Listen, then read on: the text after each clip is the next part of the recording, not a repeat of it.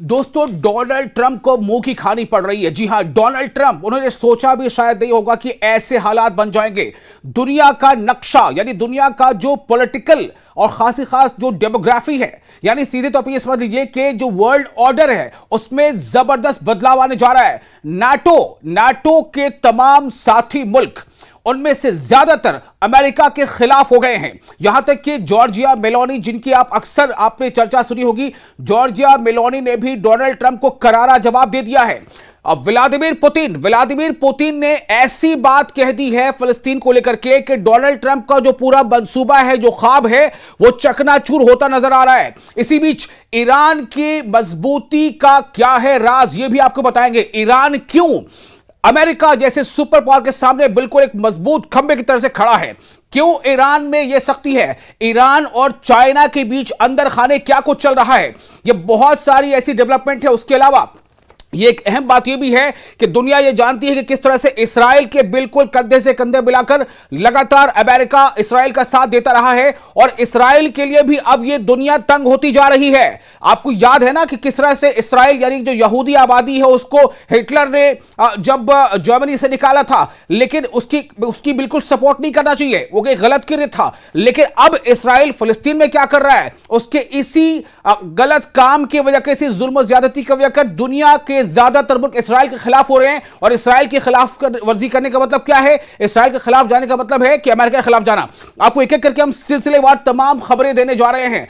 कोई इसमें सनसनी नहीं है, जो खबर है वो आपके सामने होगी। देखिए, जिस तरह से आप लगातार सुनते हैं ना कि बहुत सारी ऐसी मीडिया है जो सीधे तौर पर या सच्ची खबर आप तक नहीं पहुंचाती, उसमें कई तरह का प्रेशर है, दबाव होता है। लेकिन मैं आपसे ये कहना चाह रहा हूं, ये जो आप प्लेटफॉर्म देख रहे हैं ना, इसमें आपको कोई ऐसी खबर सुनने को नहीं मिलेगी जिसका सच्चाई से नाता ना हो।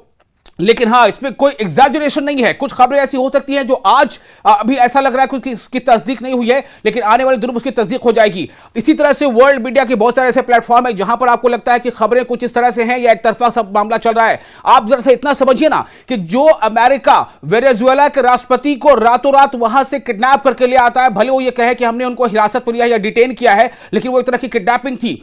क्यों आखिर ऐसा हुआ कि अमेरिका ने ईरान के सामने कहीं ना कहीं घुटने टेक दिए? ईरान के बारे में यह कहना कि वी आर रेडी, अगर ईरान में जो प्रदर्शन हो रहा है उसके प्रदर्शन करने वालों को मारा जाएगा या उन्हें रोका जाएगा, तो अमेरिका का कहना था कि हम तैयार हैं हमला करने के लिए। आखिर क्या हुआ अमेरिका को? अमेरिका किस बात से डर गया?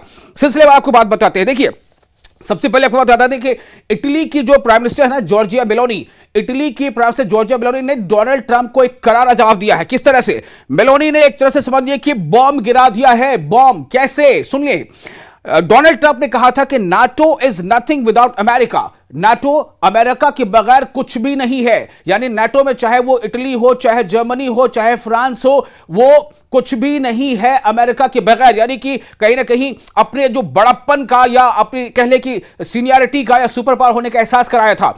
तो जॉर्जिया मेलोनी ने क्या जवाब दिया है डोनाल्ड ट्रंप को? जॉर्जिया मेलोनी कहती हैं कि perfect, then we will close your bases and ditch your trade deals and boycott McDonald's for good measure। अब आप सोचें, तो उसका जवाब मेलोनी ने क्या कहा? ठीक है, आप जो कह रहे हैं कि नाटो जो है वो अमेरिका के बगैर कुछ नहीं है, तो ओके, देन हम लोग क्या करेंगे कि जितने भी नाटो के देश हैं, हम क्या करेंगे कि हम तमाम अमेरिका की बेसिस को बंद कर देंगे। यानी जो यूरोपियन जगह पे जहां जहां भी अमेरिकी बेसिस है उसको वहां से भगा देंगे, ये जॉर्जिया मेलोनी कह रही है। और हम उसके अलावा क्या करेंगे? डिच योर ट्रेड डील्स, जितने भी ट्रेड डील्स है उसको हम धुतकार देंगे, उससे खत्म कर देंगे, उसको डिच कर देंगे। साथ ही and boycott McDonald's for good measure, और मैकडोनल्ड का भी पूरी तरह से बहिष्कार कर देंगे।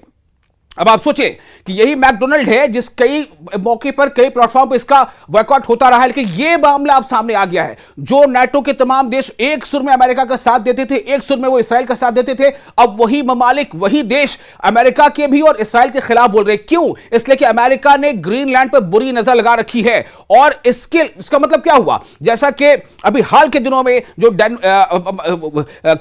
कनाडा के जो प्राइम मिनिस्टर थे, उन्होंने क्या कहा था कि अब दुनिया ऐसी होती जा रही है कि जो बड़े देश हैं वो कानूनों की परवाह नहीं कर रहे हैं, बल्कि वो जो कर सकते हैं अपनी ताकत की बुनियाद पर वही कर रहे हैं। तो क्या यही कानून है? अगर ऐसा है, और इसी वजह से ऐसा होता है कि जो छोटे देश हैं उन्हें मजबूरन ये तमाम चीजों को सहना पड़ता है। सीधे तौर पर कनाडा ने करारा हमला बोला था अमेरिका पर, डोनाल्ड ट्रंप पर। अब आपको आगे बताते हैं कि ये तो बात हो गई मैकडोनल्ड को बहिष्कार करने की।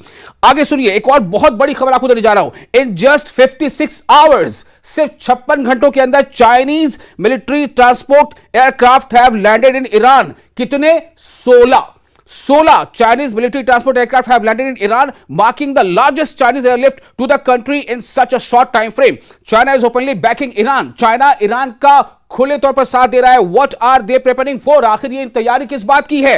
The world can only speculate. दुनिया सिर्फ इस बारे में अंदाजे लगा सकती है। मैं आपको क्या कह रहा हूं, ये इस खबर की मैं इस वक्त अभी तस्दीक नहीं करूंगा, लेकिन ये खबरें चल रही हैं, आप इसका अंदाजा उससे लगा लीजिए।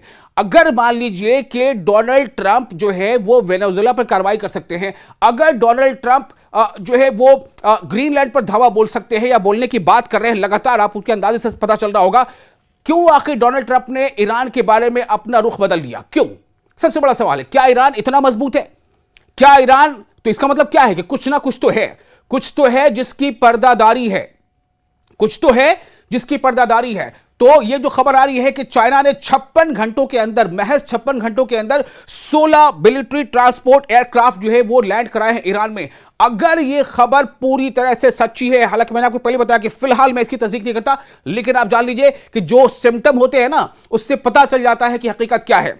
इसके आगे आपको एक और बात बताता हूं।